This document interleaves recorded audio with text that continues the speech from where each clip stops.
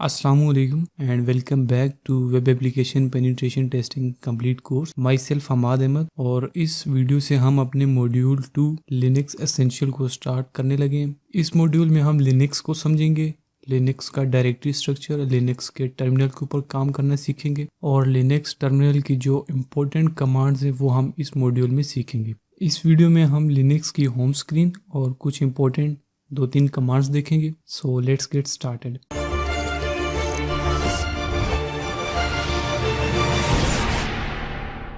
Linux की home screen कुछ इस तरह से दिखती है। जब आप इसको स्टार्ट करेंगे या बूट करेंगे तो आपके सामने फर्स्ट टाइम इसी तरह की स्क्रीन आने वाली है। यहाँ पर टॉप राइट पर ये जो बटन है लॉग आउट का, इसको जब हम क्लिक करते हैं तो आपके सामने shut down, restart, log out और इस तरह के ऑप्शन आ जाते हैं। इसके साथ लॉक का बटन दिया हुआ है जिससे आप अपनी स्क्रीन को लॉक कर सकते हैं। साथ में बैटरी का आइकन है, नोटिफिकेशन है, वॉल्यूम और ये वाला जो ऑप्शन है ये इंटरनेट का ऑप्शन है। यहाँ से आप इंटरनेट को कनेक्ट और डिस्कनेक्ट कर सकते हैं। उसके साथ हमें वॉच और कैलेंडर दिया हुआ है। अगर इस पर हम क्लिक करते हैं तो हमारे पास कैलेंडर ओपन हो जाता है। इसके बाद हम होम स्क्रीन के लेफ्ट साइड को ज़रा एक्सप्लोर करते हैं। यहाँ पर जो सबसे फर्स्ट ऑप्शन है इसको अगर हम क्लिक करें, काली लिनक्स के अंदर जितनी भी यूटिलिटीज़ आती हैं, यूटिलिटी से मतलब मेरा एप्लीकेशन या फिर सॉफ्टवेयर है। जिस तरह हम नॉर्मल विंडो में सॉफ्टवेयर कहते हैं, यहाँ पर हम यूटिलिटी कहेंगे। तो लिनक्स के अंदर जितनी भी यूटिलिटीज़ आती हैं वो यहाँ पर आपको इस बटन पर क्लिक करने से मिल जाएंगी। जिस तरह इन्फॉर्मेशन गैदरिंग के टूल्स यहाँ पर दिए गए हैं, इसी तरह से यहाँ पर कैटेगरीज बनाई हुई हैं और कैटेगरी वाइज यहाँ पर आगे उनके एप्लीकेशन या फिर यूटिलिटी हमें दी गई है। इनको हम बाद में एक्सप्लोर करते रहेंगे जब जब हमें इनकी ज़रूरत पड़ती रहेगी। इसके साथ हमारे पास मिनिमाइज का बटन है और उसके साथ हमारे पास डायरेक्टरी का जो ऑप्शन है वो है। इस पर जब हम क्लिक करते हैं तो ये हमें डिफरेंट ऑप्शन देता है कि आप किसी भी एक डायरेक्टरी को ओपन कर सकते हैं। अच्छा जी, इसके साथ हमारे पास ये टर्मिनल है। इस पर जब हम क्लिक करते हैं तो हमारे पास टर्मिनल ओपन हो जाता है। इसको हम थोड़ी देर में देखते हैं। इसके साथ कुछ रिकॉर्डिंग्स और वगैरह स्नैपशॉट वगैरह लेने के लिए एक ऑप्शन है हमारे पास। इसको अगर हम ओपन करते हैं तो यहाँ से आप स्क्रीन रिकॉर्ड कर सकते हैं, स्नैपशॉट ले सकते हैं वगैरह, कुछ इस तरह की चीज़ें आप यहाँ से कर सकते हैं। इसके साथ हमारे पास 2 वर्किंग स्पेस है। इसको ज़रा मैं आपको समझा दूं। अगर मैं यहाँ पर मैं एक मल्टीगो को ओपन कर देता हूँ। अच्छा जी, ये मेरे पास एक मल्टीगो ओपन हो चुका है और अगर मैं सेकंड जो वर्क स्पेस है इस पर क्लिक करता हूँ तो यहाँ पर मेरे पास बिल्कुल नॉर्मल या फिर बिल्कुल जिस तरह बूट करके हम आते हैं नॉर्मल डेस्कटॉप या होम स्क्रीन आती है उसी तरह से आ रही है। अब यहाँ पर से मैं वर्क स्पेस जो है वो ऐड भी कर सकता हूँ या फिर ये जो दोनों को मैं यहाँ से रिमूव करके एक वर्क स्पेस भी रख सकता हूँ। इसका फ़ायदा क्या होता है कि जब आप डिफरेंट काम कर रहे होते हैं, लेट से आपने एक वर्क स्पेस में एक काम के लिए कुछ डिफरेंट टूल्स ओपन किए हुए हैं, जब आप दूसरे वर्क स्पेस पे शिफ्ट करें तो वहाँ पर आप डिफरेंट, जिस तरह मैं इस वर्क स्पेस में टर्मिनल ओपन कर लेता हूँ just for the sake of understanding. एक वर्क स्पेस में मेरे पास टर्मिनल ओपन है और दूसरे वर्क स्पेस में मेरे पास मल्टीगो ओपन है। अभी के लिए बस आप इसको इतना समझ लें, बाकी जब हम आगे इसको एक्सप्लोर मज़ीद करेंगे तो आपको और भी ज़्यादा चीज़ें अच्छे से क्लियर होंगी। होम स्क्रीन पर यहाँ पर मेरे पास एक ट्रैश बिन है, जिस तरह विंडो में मेरे पास रिसाइकल बिन होता है। उसके बाद मेरे पास होम की डायरेक्टरी है और फाइल सिस्टम है। यहाँ पर अगर मैं फाइल सिस्टम पर क्लिक करूँ तो ये मेरे पास डिफरेंट इसकी डायरेक्टरी आ जाती हैं जिनको हम बाद में लाजमी से एक्सप्लोर करेंगे कि यहाँ पर आपको किस डायरेक्टरी में क्या चीज़ मिलेगी जो कि हमें आगे ज़रूरत पड़ने वाली है। तो इसको डेफिनेटली इसके ऊपर एक पूरी वीडियो आएगी। सो लिनक्स की होम स्क्रीन पर बस इतना ही कुछ है। अभी हम अपने टर्मिनल को ओपन करते हैं। टर्मिनल को ओपन करने के लिए यहाँ पर टर्मिनल का जो ऑप्शन है यहाँ पर आप डायरेक्ट क्लिक करके इसको ओपन कर सकते हैं। टर्मिनल ओपन करने का एक और तरीका, यहाँ पर आप राइट क्लिक करके ओपन टर्मिनल हेयर कर सकते हैं। बेसिकली हम जब डिफरेंट डायरेक्टरीज़ में काम कर रहे होंगे तो हम इसी तरह करेंगे कि वहाँ पर हमारे पास जो डायरेक्टरी ओपन होगी वहीं पर हम राइट क्लिक करेंगे और ओपन टर्मिनल हेयर कर लेंगे। मतलब ये भी हम काफ़ी ज़्यादा यूज़ करने वाले हैं। इसके साथ साथ ये जो एप्लीकेशन का बटन है इस पर जब आप क्लिक करते हैं तो यहाँ पर भी ऊपर आपको टर्मिनल देखने को मिल रहा है। इसको भी आप क्लिक करके टर्मिनल ओपन कर सकते हैं। इसके साथ साथ टर्मिनल को ओपन करने के लिए एक शॉर्टकट की है। कीबोर्ड से जब आप Ctrl+Alt को प्रेस करके रखेंगे और जब आप T को प्रेस करेंगे तो आपके पास यहाँ पर टर्मिनल ओपन हो जाएगा। मैं एक बार फिर आपको शॉर्टकट की बता देता हूँ। Alt प्लस T, इन तीनों को जब आप एक साथ प्रेस करेंगे तो आपके पास टर्मिनल ओपन हो जाएगा। अच्छा, यहाँ पर मेरे पास टर्मिनल ओपन हो चुका है। मैं इसको ज़रा जूम कर लेता हूँ। हमारे पास जो सबसे पहली और इम्पोर्टेंट कमांड है वो है ls।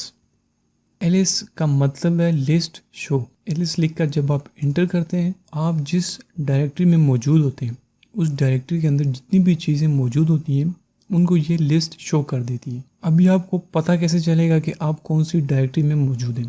तो उसके लिए एक कमांड है pwd, प्रेजेंट वर्किंग डायरेक्टरी। जब आप pwd लिखकर इंटर करेंगे तो आपको पता चल जाएगा कि आप कौन सी डायरेक्टरी में इस वक्त हैं। मैं इस वक्त होम के अंदर काली डायरेक्टरी के अंदर मौजूद हूँ।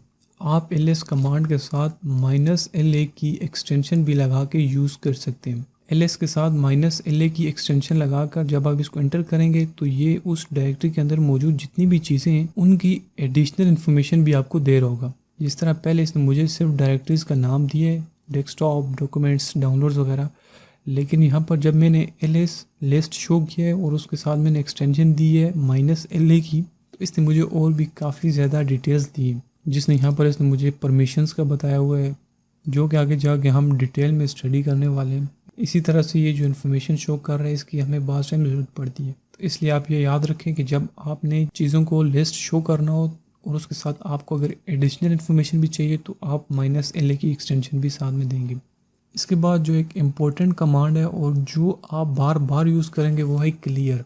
क्लियर लिखकर जब आप एंटर करेंगे तो आपका टर्मिनल बिल्कुल क्लियर हो जाएगा। अच्छा, यहाँ पे मैं pwd कर देता हूँ। मुझे पता चल गया कि मेरी प्रेजेंट वर्किंग डायरेक्टरी कौन सी है।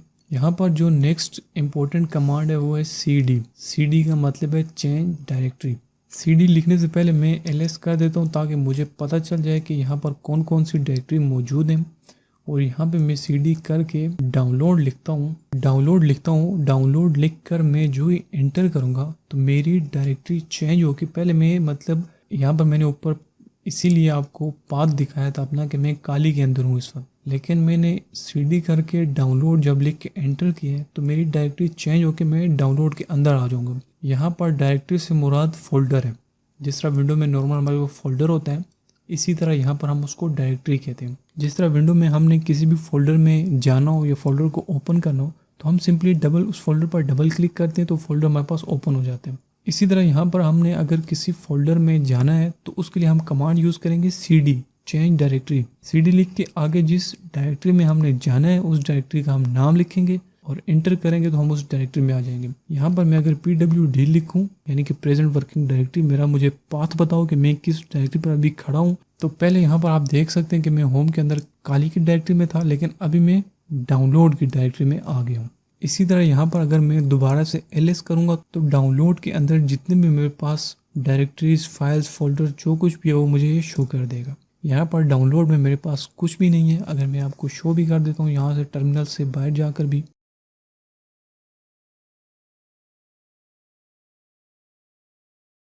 तो यहाँ पर देखिए मेरे पास डाउनलोड की डायरेक्टरी में कुछ भी नहीं है। यहाँ पर मैं एक फ़ाइल क्रिएट कर देता हूँ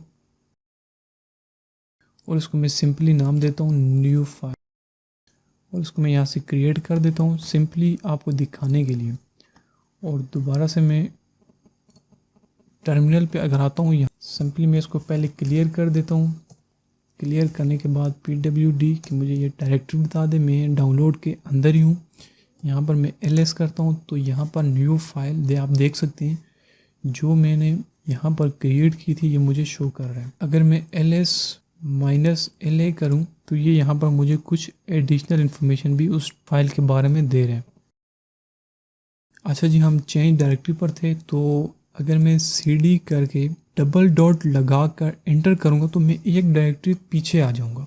अगर मैं यहाँ पे pwd करूँ तो यहाँ पर आप देख सकते हैं कि पहले मैं डाउनलोड के अंदर था, अभी मैं दोबारा से काली के अंदर आ चुका हूँ। अगर यहाँ पे मैं cd करके दोबारा से डबल डॉट करूँगा, एंटर करूँगा तो मैं पहले काली के अंदर था, अभी अगर आप देखें तो मैं होम के अंदर आ चुका हूँ। यहाँ पे मैं ls करता हूँ, मुझे काली दिखाई दे रही है, cd काली pwd, और ये देखें काली के अंदर आ चुका हूँ मैं।